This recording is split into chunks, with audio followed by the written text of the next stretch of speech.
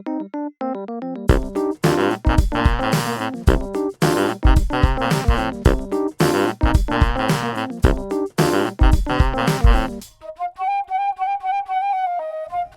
going on, everybody? Welcome back to the Fantasy Football Clowns podcast. I'm your host, Meej, and today I'm breaking down the shocking and interesting news of Brandon Aiyuk.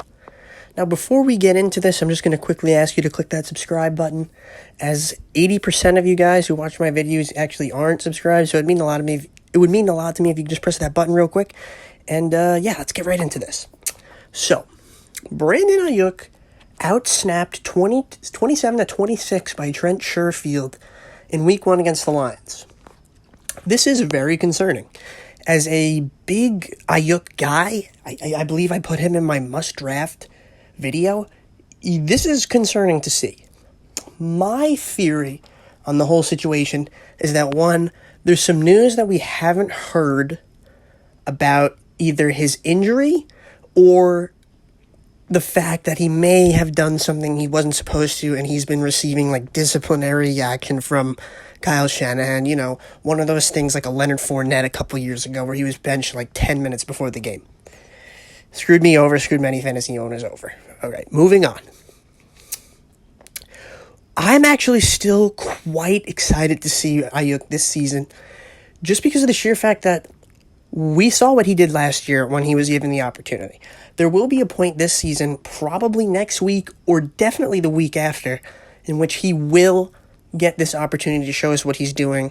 I do think Trent Sherfield's a solid player, but he's not nearly as good as Aiyuk talent-wise, football IQ-wise, just overall skill.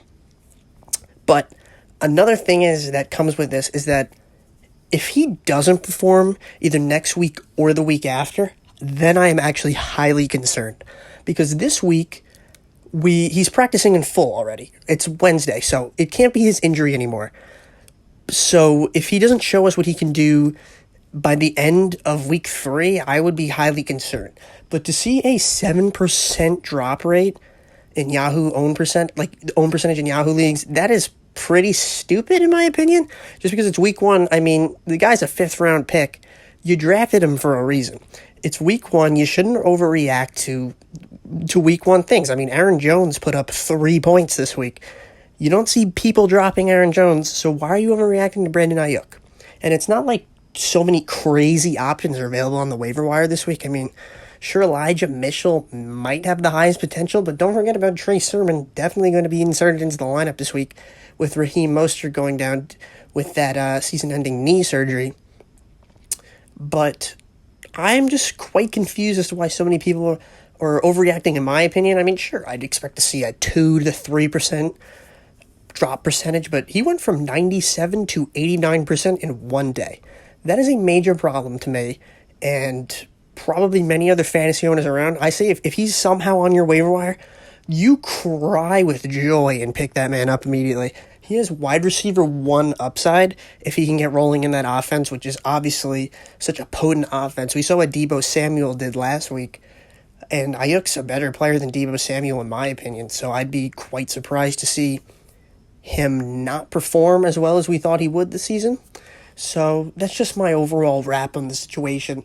Overall, don't be too worried about the Aiyuk thing. If he's somehow on your waiver wire, pick him up. Wait a couple weeks to make a move. I mean, sure, you could explore trade options this week, but don't get scammed or fleeced, guys. I mean, the guy is a good player. You took him for a reason. So thank you guys for watching. I'm once again going to ask you to click that subscribe button. Leave a like. Go to war in the comments if you so wish. I love when you guys do that.